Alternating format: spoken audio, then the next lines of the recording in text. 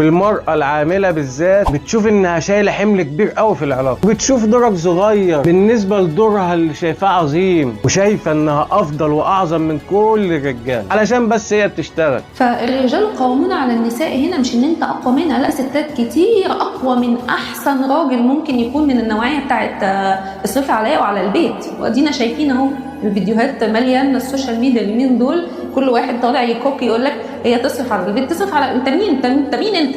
مع ان شغلها بيزود الضغط المادي عليك انت، لانك هتصرف على شغلها، هتحتاج تجيب لها لبس اكتر، وتجيب حد ينظف البيت، وهتشترك للولاد في حضانه وقت ما تكون هي في الشغل. كل ده واكتر حمل زايد عليك بسبب شغلها. ويجوا بقى يقولوا لك الست اللي بتصرف في البيت كتر الف خيرها لانها مش ملزمه. فلو الست بتصرف في البيت فكتر الف خيرها، لو ما بتصرفش فهي مش ملزمه. لازم تفهموا كده، ولازم الاجيال الجايه تربي عيالها على كده، علشان في بجاحه بتحصل اليومين دول غير مبرره.